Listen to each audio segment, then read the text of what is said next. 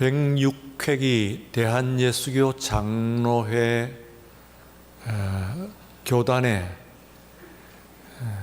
주제를 복음으로 교회를 새롭게 세상을 이롭게 정했습니다. 온 나라가 소용돌이 치는 가운데서 우리 한국 교회가 최고의 그 전성기라고 하면 이제는 과거가 되었습니다만 소위 70, 80 시대로 이해가 됩니다. 그때는 그야말로 한국 교회는 이 사회의 모범이었고 그리고 표대였다고 할 수가 있습니다. 그 이후에 각종 내외적인 문제들과 그리고 도전들로 말미암아 점차 교회에 대한 인식들은 나빠지기 시작했고 2014년에 수치적으로는 최고점을 찍고 그리고 실제적으로 지나간 2014년 이후부터 실제적인 교회의 감소가 시작이 되었습니다. 더구나 아시는 바와 같이 2020년 그리고 21년 두 해 동안의 코로나 팬데믹 상황 가운데서 각종 언론과 그리고 여론의 부정적인 인식, 곧 이 팬데믹의 그런 모든 그 전념소가 교회인 것처럼 이렇게 이야기하는 그와 같은 지목된 가운데서 교회의 인식은 극히 나빠지기에 이르렀습니다. 이제 이 한국 교회는 팬데믹의 위기와 함께 또한 교회의 위기를 함께 느끼고 그리고 거기에서 걱정을 하게 되는 상황에 이르렀다고 볼 수가 있습니다.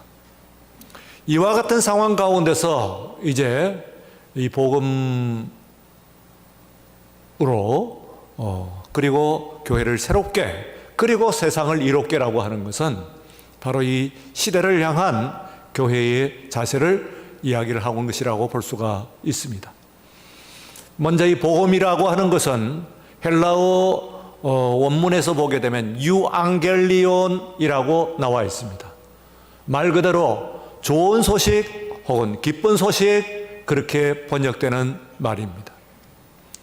그러나 오늘 우리 교회에서 바라는 이 말씀이 과연 좋은 소식인가 기쁜 소식이 되고 있는 것인가 하는 것을 우리가 한번 생각을 해볼 수가 있어야 할 것입니다. 우선은 우리 교회 안에서도 이것이 정말 우리 예배를 드리는 이 한 시간 그리고 또한 하나님께서 주시는 말씀이 우리에게 기쁜 소식인가 하는 것을 생각을 해요.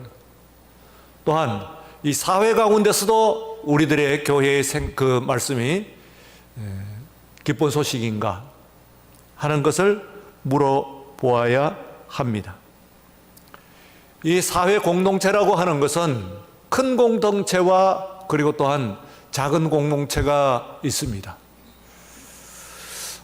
이 가운데서 이제 특별히 그 신학자 보네포의 이야기를 다시 한번 보시면은 보네포의 책 가운데서 에틱, 윤리, 기독교 윤리라고 번역된 책이 있습니다. 그 내용에 있는 내용을 여러분들에게 한번 소개를 해봅니다. 여러분은 이웃에게 열심이고 그런 일에 대해 여러 가지의 칭송도 합니다. 그러나 나는 여러분의 이웃 사랑이야말로 여러분 자신에게 좋지 않은 사랑이라고 말하고 싶습니다. 여러분은 이웃에게로 스스로의 피난처를 찾고 거기에서 추구할 덕행을 찾습니다. 그러나 그것이 진정한 이타적인 사랑인지 물어보고자 합니다. 나는 오히려 여러분에게 이웃 사랑을 하려면 가장 가까이 있는 이웃으로부터는 도피하고 가장 멀리 있는 이웃을 사랑하라고 권하고 싶습니다. 여기에 이 문구 가운데서 나오는 가까이 있는 이웃과 멀리 있는 이웃이라고 하는 이 말은 이후에 그 신학자 칼바르트에게 채택이 되어가지고 굉장히 중요한 그런 윤리적인 개념으로 소개가 됩니다. 사실 이웃이라고 하는 것은 동사 있다에서 나온 것과 같이 바로 옆에 붙어 있는 것을 이웃이라고 할 수가 있습니다. 그런데 보네프는 멀리 있는 이웃이고 그리고 가까이 있는 이웃은 이타적인 사랑이 아니라 자기 사랑이다, 그렇게 이야기를 하고 있습니다. 그래서 자기를 사랑하는 것이니까 우리들이 흔히 이웃이라고 할 때 이웃사랑이라고 하는 것은 자기를 사랑하는 것이니까 그것은 진정한 의미에서 이타적인 이웃사랑이 아니고 정말 진정한 의미에서의 사랑은 멀리 있는 이웃을 사랑하라는 거예요. 멀리 있으면 있을수록 그것을 사랑하는 것은 쉽지 않습니다. 우선 그것을 이웃으로 인식하는 것, 느끼는 것 자체가 쉽지 않은 것이라고 이렇게 얘기를 할 수가 있습니다. 우리 그 모든 가운데서 정말 이 사랑이라고 하는 것은 가장 가까이에 있는 것을 사랑하게 되어 있습니다. 세상에서 빈곤을 없애는 30가지 방법이라고 하는 책이 있습니다. 이 일본 사람이 쓴 책인데요. 여기에 보게 되면은 한 여러 가지 항목들이 나옵니다. 이 세상이라고 할 때는 그때는 가까이 있는 그런 이웃을 얘기하는 것이 아니라 이 세상 지구적인 차원에서 이야기를 하고 있습니다. 거기에 보게 되면은 처음 나오는 첫 번째 것이 카카오 농장에서 일하는 아이들 얘기가 나옵니다. 아이가 서아프리카에 있는 그 아이가 카카오 농장에서 일을 합니다. 불과 6살짜리 아이입니다.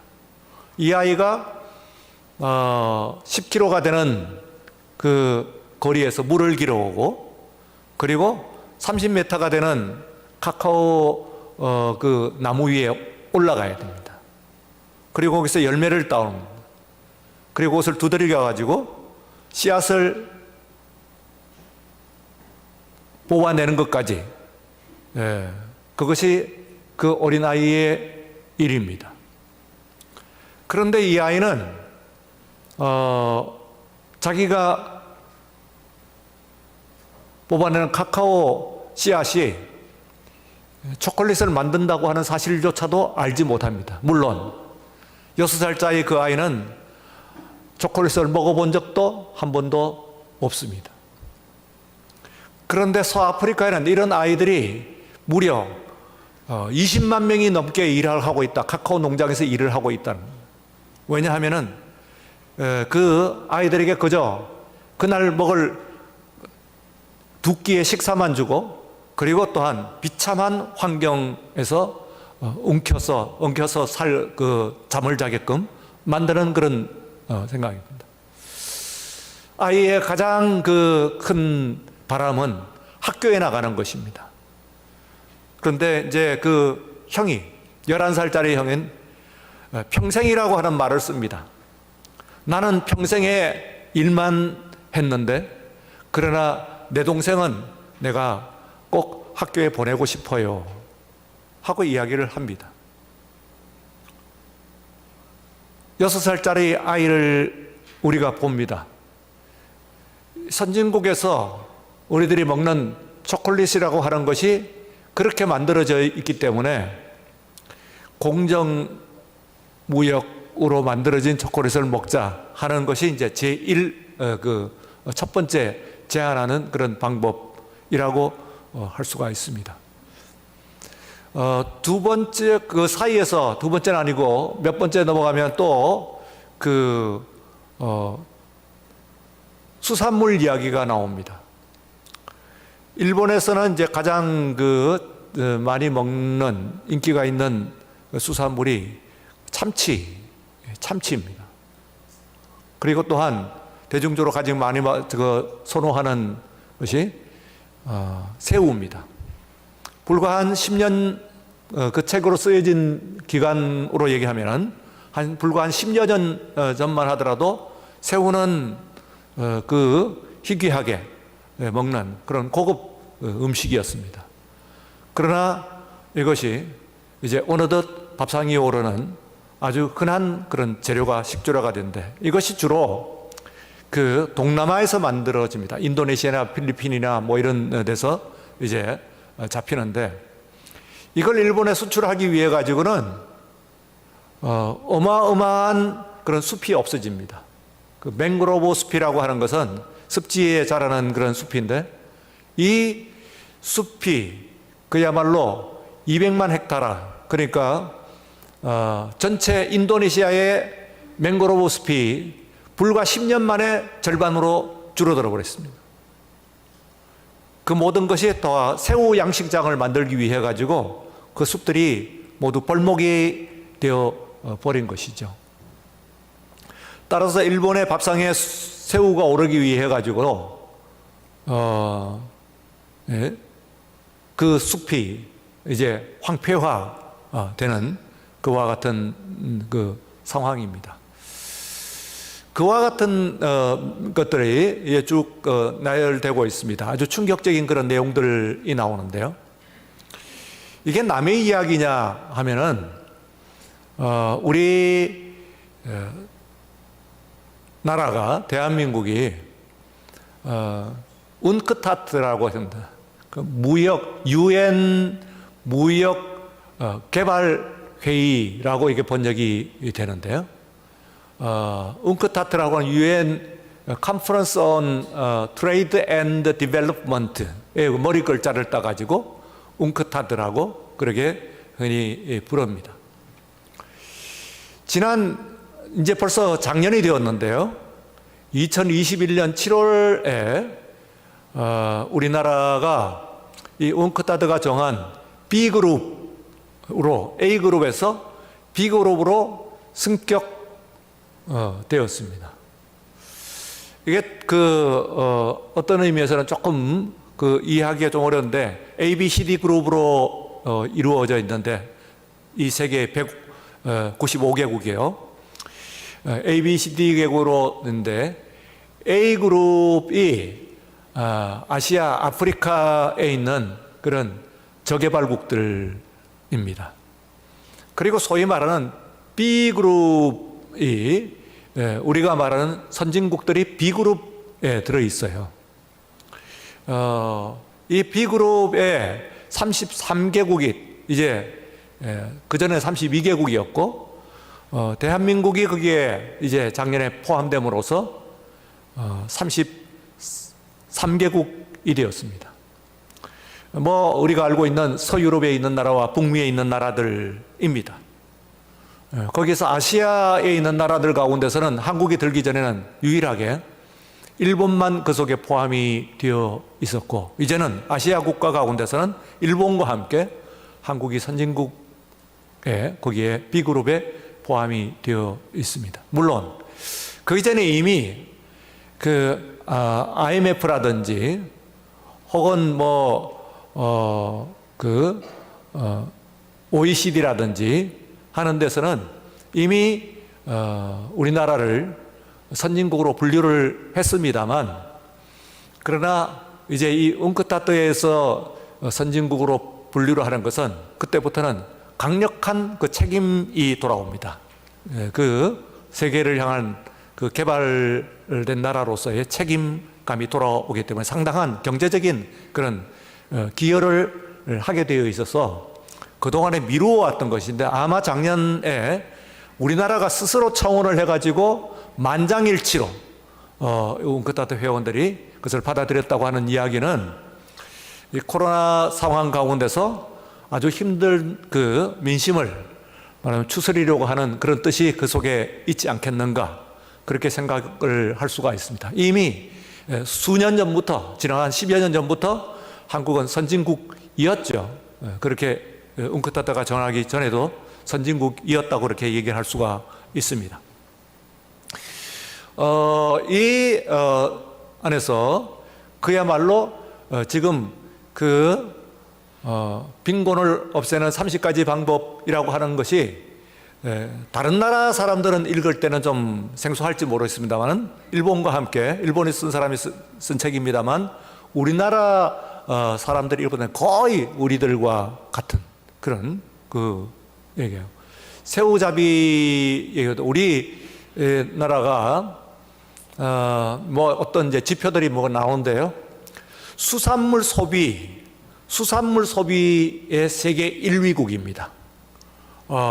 그래서 북미에서는 그 유럽에서는 가장 세계적으로 가장 수산물을 많이 소비하는 나라가 노르웨이고 그리고 이제 아시아에서는 일본입니다.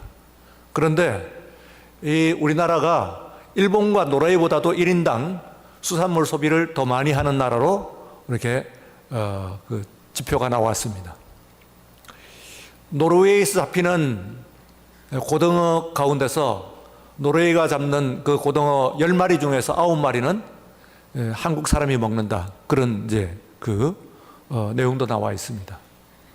그 이야기는 무슨 이야기이냐면요. 그 아까 말했던 30가지 빈곤 퇴치에 근거하면은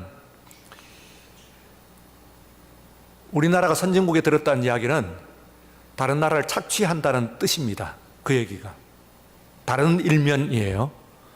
우리가 다른 나라를 착취하고 있다는 그런 뜻이죠.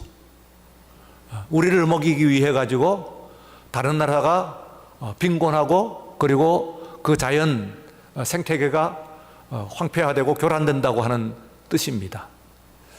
사실 그것을 알기는 어려워요. 그냥 우리가 이웃이라고 이야기를 할 때에 그때는 그 생각을 못 해요. 가까이 있는 이웃만 생각하기 때문에요. 그래서 지금 각종 교회에서도 한국 교회에서도 교회대로의 이 사회 가운데서 한국 교회가 어떻게 해야 할 것인가 하는 것에 대한 대안들이 아젠다들이 굉장히 많이 나와 있습니다. 제가 쭉 일별을 했어요. 뭐 총회적으로도 나오고 혹은 무슨 단체 그다음에 어떤 교회에서 나온 각종 그 모든 대안들 어떻게 하면은 이 한국 교회가 신뢰를 회복할 것인가 하는 그 내용들이 나옵니다. 쭉 보니까 상당히 많은 것들은 공통돼요. 이제는 거의 뭐 무슨 내용인지 알 수 있을 정도로 어떻게 해야 된다 뭐는 얘기가 나옵니다.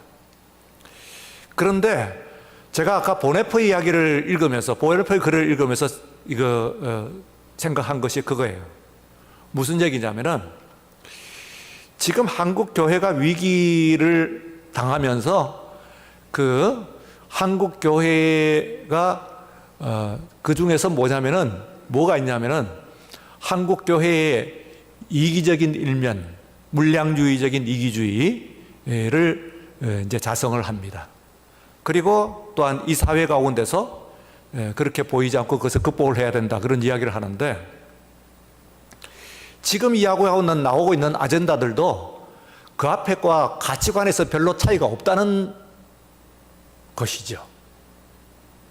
말하자면은 우리가 가까이 있는 이웃 이 사회 가운데서 한국 사회 가운데서 한국 교회의 신뢰도를 회복시키고 그리고 또한 그 말쑥한 모습으로 거듭나는 그와 같은 그 아젠다들은 사실상의 그와 같은 의식이 없었던 그 이전에 있는 우리가 비판을 하는 한국 교회 안에서 우리가 사랑이 교회 안에 머물렀다고 하는 것이 조금 열어가지고 이웃으로 우리 사회에 우리가 함께 떼고 있는 이웃으로 퍼져 있는 것 뿐이지 진정한 의미에서는 이웃 사랑인가 하는 질문을 해봤습니다. 어떤 의미에서는 자기 사랑인 이기심의 발로 살아남으려고 하는 그리고 또한 그 진정한 의미에서의 우리가 지구적인 의미에서 하게 되면요. 그러면은 한 예를 한번 들어보면 우리 사회가 역삼각형의 인구 구조를 가지고 있습니다. 어느새 그렇게 되어버렸습니다. 제 세대는 여러분들 아시는 베이비 부모 세대라고 합니다. 되게 이제 그 기준마다 조금 다르긴 합니다만 56년부터 65년 55년부터 65년까지의 한 10년기 사이를 얘기합니다. 사람마다 조금씩 또 이게 줄이기도 하고 이렇게 되어 있습니다만 대개 그 사이가 부모 세대다 그렇게. 부모라고 하는 것은 베이비 부모라는 것은 아이들이 그렇게 많다 그런 얘기죠. 그야말로 아이들이 많았어요. 저희가 귀따갑게 들었던 이야기는 아이들은 가라, 나가 놀아라 뭐 이런 이야기들만 계속 듣고 자랐어요. 한두 번에 들은 게 매일 듣는 이야기였어요. 애들은 가라, 나가서 놀아라 뭐 이런 정도로 아이들이 흔했던 그런 때입니다. 그런데 그 반대 현상이 지금 일어나고 있어요. 그래서 교회라도 출산을 장려하자. 이러다간 이 나라가 망한다. 교회가 출산을 장려하자. 그렇게 얘기를 합니다. 그러나 큰 그림으로 우리가 한번 보게 되면요. 그러면 물론 우리나라가 망하고 있어요. 우리나라가 지금 가장 미래가 어두운 것 중에 하나가 바로 역삼각형의 인구 구조죠. 그런데 전 지구적으로 보게 되면요. 인구가 주는 것이 맞습니다. 그리고 대한민국이 망하는 것이 맞아요. 사실은요. 인구적으로는요. 그게 지구적으로 긴 인류의 먼 이웃을 생각을 하면은 살리는 방법입니다. 물론 그러자는 이야기는 아닙니다. 이거 가지고 제가 얘기하는데 여러분들이 갖고 있는 생각의 초점을 조금 바꿔보자는 좀 극단적인 이제 말씀을 예를 들는 것이 바로 이 얘기입니다. 그러니까 무슨 이야기냐 하면은 한국이 지금보다도 GDP가 더 낮아져야 되는 것이죠. 어떤 의미에서. 이건 역설적인 얘기입니다. 물론. 더 낮아져야 돼요. 4만 불에서 3만 불, 2만 불로 내려가야 됩니다. 지금 그 대통령 후보들 특히 그 중에서 두 분이 지금 내오고 있는 경제 성장에 있는 것들은 사실은 실천하면 안 되는 것이죠. 그것이 그런 역설이 있습니다. 어쨌든 그러지 않은 이야기 가지고 그런 역설이 있습니다. 그게 무슨 이야기냐 하면은 우리가 잘 산다고 하는 것이 말하자면은 그 다른 사람의 희생, 그것도 보이는 사람의 희생이면 이웃이 되는데 보이지 않는 사람의 것을 이 보네포의 그 책에서 가장 중요하게 하는 것은 먼데 있는 원수라고 하지 않고 먼데 있는 이웃이라고 한 거예요. 그게 굉장히 중요한 그런 신학적인 개념이라고 할 수가 있죠. 어떤 의미에서는 한국 교회가 지금 아젠다로 내놓고 있는 것들을 다시 한번 파헤쳐보고 그리고 다시 한번 만들어야 되는 그런 중요한 그런 개념이라고도 할 수가 있어요. 자, 우리 사회에서 인식이 나빠졌으니까 이 사회의 인식을 좋게 만들자. 그래갖고 우리가 살자 하는 것은 그 이전에 자신을 사랑하는 것과 별로 그 차이가 없다 그 말이지. 우리 하나님께서는요, 삼위의 하나님이십니다. 그래서 성부 하나님, 성자 하나님, 그리고 성부 하나님이어서 성자 하나님은 창조하시고 섭리하시는 하나님, 성자 하나님은 구속하시는 하나님, 구원하시는 구세주 예수 그리스도이십니다. 성령 하나님은 도우시고 이루시는 하나님이십니다. 그런데 우리가 삼위일체라고 이해할 때 이 세 분이 그야말로 이웃이에요.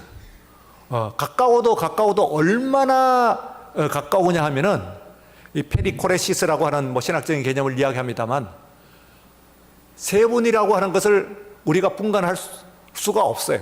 한 분 하나님이에요. 그래서 기독교는 일신론입니다. 일신론. 그 어떤 사람들이 그게 무슨 일신론이냐, 삼신론이지. 예? 말하자면 삼신론이니까 다신론이지 무슨 일신론이냐 하고 이 유대교인들이 우리를 비난을 합니다만, 그러나 유대교인들이 이해를 할 수가 없는 이 기독교가 갖고 있는 강력한 그런 것은 이 세 분 하나님이 세 분으로 구분이 안 되는 거예요. 한 분 하나님이에요. 그래서 우리는 한 분 하나님을 믿습니다 하고 우리는 고백을 합니다. 그럴 정도로 이 세 분은 말하자면 이웃이에요. 이웃이 어느 정도로 가까운 이웃이냐면 완전히 일체가 되신 한 분이 되신 이웃이에요. 그런데 이제 이 하나님께 가장 멀고 그리고 가장 원수된 것이 그 피조된 것 가운데서 인간이에요. 인간 외에 다른 모든 것들은 하나님의 창조주의 그 창조를 인정하고 그 다스림에 순종을 합니다. 그래서 여러분들이 지금 뭐 세상에 일어나갖고 있는 모든 일들 이래서 일어난 이 자연계의 일들은 창조주에게 기본적으로 순종을 하는 거예요. 근데 인간만이 창조주를 인정하지 않고 그리고 그 다스림에 순종을 하지 않습니다. 그래서 그래서 원수된 것이라고 이야기했어요. 원수되었어요. 그런데 예수님께서 그 원수된 것을 향해 가지고 이제 내려오셨어요. 만약에 하나님께서 하나님 안에서 이웃하고 있는 그 하나님의 사랑에서만 머물러만 계시면은 하나님은 하나님이 아니시지요. 하나님께서 이 세상을 창조하시고 그리고 또한 원수된 우리들을 사랑하시고 그리고 몸을 입고 오셔가지고 우리를 구원하셨어요. 그래서 하나님이 되시는 거예요. 그분은 하나님이 사랑이시기 때문에 그렇게 되는 거예요. 그래서 만약에 하나님께서 하시면 사랑이 아니신 하나님이 되실 거예요. 그래서 오늘 시간의 가운데서 여러분이 이제 한국 교회에 정말 진정한 의미에서의 사랑은 무엇인가? 우리가 한국 교회가 그 비전이라고만 이야기를 하는데요. 조금 발음은 비슷하게 나옵니다. 버전입니다. 버전을 다시 해야 돼요. 그러니까 회개라고 할 때에 그 회개라고 하는 것이 어떤 거냐면은 죄의 목록이 있습니다. 죄의 목록들이 사람들마다 다 있어요. 가치관 안에 다 있습니다. 이것은 여기까지는 선한 것이고 여기까지는 죄다 하는 것이 있어요. 그러면은 흔히 사람들이 생각을 할 때 회개가 뭐냐면은 선에서 내가 생각하는, 내가 평가하는 악으로 돌아가는 것, 이것이 회개라고 생각을 하는 것이죠. 그런데 정말 진정한 의미에서 성경적인 메타노이아 회개라고 하는 것은 내가 생각하는 선과 악의 그 체계를 바꾸는 겁니다. 하나님의 것으로서, 말씀의 것으로 바꾸는 것을 의미하는 거예요. 예를 들어서 여러분 보십시오. 깡패들의 세계에서 깡패가 이제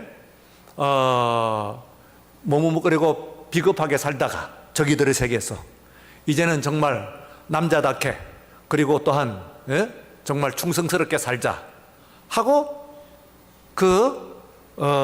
보스에게 맹세를 하고 그리고 범죄를 저립니다. 살인도 합니다. 심지어는 보스의 대신 감옥도 갑니다. 그러면 그것이 그의 그 가치 체계에서는 선이에요. 그거예요. 그런데 그 선이 정말 선인가 하는 것을 그게 깡패만 갖고 있는 것이 아니고 좀 아까 말씀드린 우리들도 이게 선의 체계를 가지고 있는 것이죠. 그러면 내가 선이라고 하는 것이 어떤 선인가, 내가 악이라고 하는 것은 어떤 악인가 하는 것을 우리가 좀 다시 생각을 해봐야 돼요. 그리고 그것을 바꾸는 것이 말하자면 회개라고 할 수가 있습니다. 그래서 유대인들은 하나님의 말씀을 받았습니다만 그러나 그것을 넘어가지 못했어요. 그리고 이방인들을 그들은 하나님의 사랑을 받아놓고서는 이방인들을 원수같이 여긴 거죠. 뱀은 밟아야 하고 이방인은 죽여야 된다. 유대인들의 모토입니다. 거기에 머물러 가지고 나가니까 예수 그리스도를 받아들이지 못한 거예요. 어떻게 저 이방에 가가지고 복음을 전하냐. 정말 사마리아에서 성령의 역사가 났을 때 예루살렘에 있는 사도들조차도 깜짝 놀랐습니다. 화들짝 놀랐어요. 그래서 눈을 둥그렇게 뜨고 그리고 뭐 했어요? 들리는 바에 의하면 지금 사마리아에서도 성령이 역사하셨다는데 정말 사마리아에서도 역사가 할 수 있다는 얘기야. 성령께서 역사하실 수가 있다는 거냐. 그게 정말이야? 그럴 수도 있는 것인가? 하고 예루살렘의 사도들이 경악했어요. 그래서 거기서 그것이 사실인가? 그럴 수도 있는가? 하는 것을 알아보기 위해서 베드로와 요한을 거기에 파견을 합니다.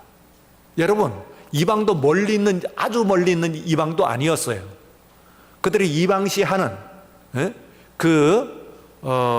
이방인시하는 사마리아입니다. 그 사마리아에서 성령께서 역사하셨다 하는 것을 이렇게 듣고 어떻게 그럴 수가 있지? 어떻게 사마리아에서 성령께서 역사하신단 말이야? 하고 사도들조차도 초대에 그렇게 이야기를 했다는 거예요. 사도행전에 나와 있는 이야기입니다. 그만큼 우리가 그러면 그때에 가가지고 이제 그때 회개를 하는 것이죠. 그리고 사도 베드로는 고민을 합니다. 그리고 고민에 사로잡혀 있을 때에 보자기의 환상을 보면서 이방에 전해야 되겠다. 그리고 내가 제일 첫 번째 상징적인 행위로 이방인 중에도 로마인, 로마 중에서도 군인 중에서도 백부장, 그거 골라가지고 그게 복음을 전해야겠다 하는 거예요. 물론 뭐 자기가 딱 정한 것은 아닙니다만 거기에 왔을 때에 양쪽에서 성령께서 역사를 하셨어요.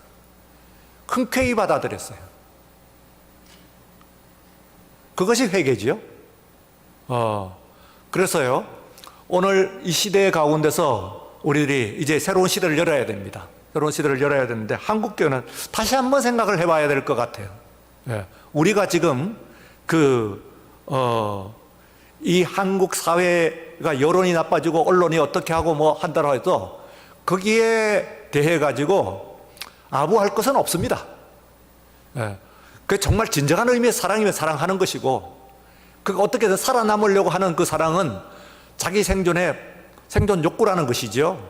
그거 따지고 보면은 진정한 의미에서의 사랑이 아니고, 돌아가 가지고 정말 내가 멀리 있는 사람까지 사랑하고 그 사랑을 품을 수 있고 그 내 선악의 목록이 넓어지게 되어 갖고 다른 방향으로 생각할 때 그 사랑으로 들어와서 사랑을 한다고 한다면 그때야 몸을 잇대고 있는 사람을 사랑하는 것, 우리가 한국교회가 서 있는 이 사랑을 사랑하는데, 지금 급급한 것이 한국 사회 속에서 이 교회의 벽을 넘어가고 어떻게 잘 보일까, 그럴 필요 없다는 것이죠. 그것은 진정한 의미에서 회개가 아니라는 것이지. 그래가지고 어떻게 이미지를 쇄신하자. 쇄신 안 됩니다. 그게요. 그렇게 해갖고 쇄신을요. 벌써 30년 전부터 뭐 각종 쇄신 회개 자성 온갖 이야기를 다 했어요. 점점 나빠지기만 했지 좋아진 적은 없어요. 사실은요. 왜냐? 핀트를 잘못 맞추고 있기 때문에 그러는 거예요.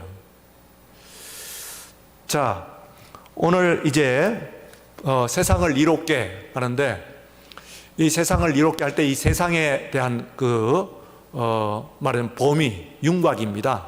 이것이 지금 우리가 어떻게든 생존해갖고 살아남아야 되겠다는 이런 의미에서의 이 세상을 이롭게 해가지고 우리들의 이미지를 좀 쇄신하자, 이렇게 나가는 것보다는 정말 이 시대 가운데서 우리 사회가 내놓지 못하는 아젠다를 내놔야 돼요. 정말 십자가적인 그런 제안들이 나와야 돼요. 그래야 우리가 살 수가 있어요. 그런 것을 생산해야 그게 이제 역발상에 정말 참된 그런 이 세상을 이롭게 하는 것이다, 그렇게 생각을 할 수가 있습니다.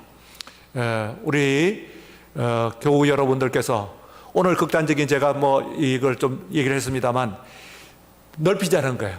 보다 넓게 생각을 하고 그리고 보다 더 멀리 보고 그리고 그것을 품는 그야말로 그런 사랑으로 새롭게 거듭나는, 그래서 세상을 정말 이롭게 하는 한국교회 그리고 우리 동막교회가 되시기를 주의 이름으로 축원합니다. 거룩하신 하나님 아버지 감사합니다.